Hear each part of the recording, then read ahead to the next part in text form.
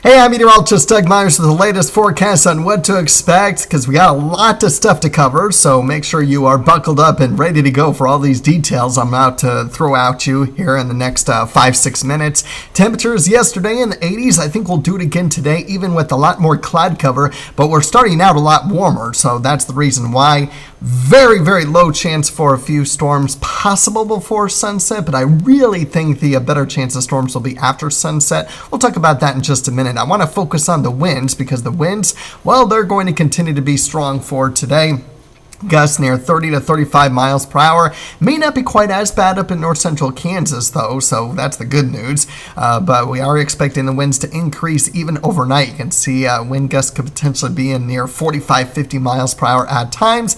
And then eventually we're getting these winds shifting to the northwest. It's a cold front that's pushing through the area, and that will set us up with wind gusts near 25, 30 miles per hour tomorrow, so not quite as bad. But there is going to be a wind advisory for tonight with wind gusts around 45, 50 miles per hour along and south of the turnpike, so be mindful of that. For the most part, winds will still be out of the south for the majority of this time frame. But again, you did see that shift to the northwest late. Otherwise, taking a look at our precipitation chances, we're dry this morning, no risk of any rainfall. I'm really not thinking there's going to be much this afternoon. I think bulk of the rain holds off until after sunset, but especially we'll get a wave coming through after midnight as we'll have a better chance, but a lot of it will start to wind down shortly after sunrise tomorrow, so most of the day will end up being dry. There still remains a little bit of uncertainty on exactly when storms will develop. Here's a look at our computer model here because I'm going to show you another one here in just a second, so just keep this in the back of your mind. This model shows storms developing as early as 6 o'clock. We'll get this wave of storms pushing through during the evening hours, getting a little bit of a break, a little bit of clearing around midnight, but then more showers and a few thunderstorms developing around 4 o'clock and continuing mainly for the southeastern portions of our viewing area until about 8 o'clock or so before it fizzles out and or pushes into Missouri, leaving us with dry conditions.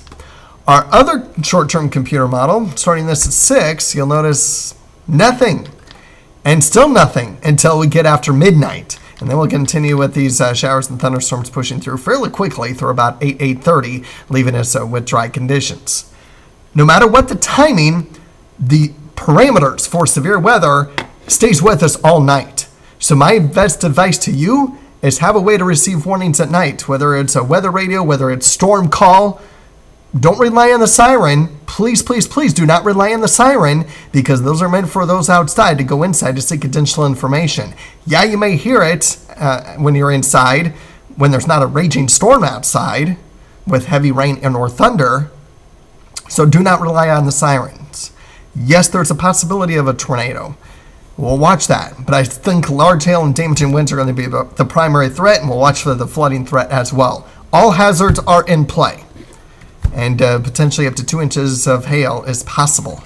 As far as how much rain to expect, here's one computer model's opinion, mainly north of I-70, and this is the last computer model that you just saw with how much rain to expect there, and then here's some other ones showing different scenarios on where the heavier rain is going to be. So it's a little bit of uncertainty on exactly what is going to play out.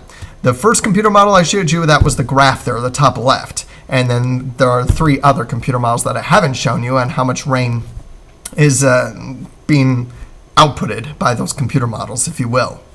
So obviously, there's going to be some locally heavier rainfall compared to what this is showing, especially if those areas may get some heavier rain with some storms that like to linger in an area. But it looks pretty progressive as far as they're moving on fairly quickly. So, yeah, while the chance of flooding is low, it is still possible.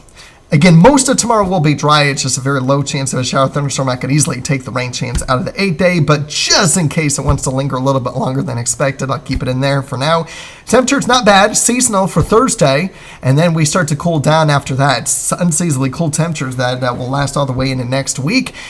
So we have temperatures dropping into the 30s for lows over the weekend, and then we'll get a slow-moving storm system that will bring us rain, maybe a few thunderstorms as we head into the first half of next work week, beginning Monday night, and could even last until Wednesday night or Thursday. So that'll be something to watch for on just how long that will last. But most concerning is severe weather tonight, and it may last long after midnight too. So I cannot stress this enough. Have a way to receive warnings while you're asleep.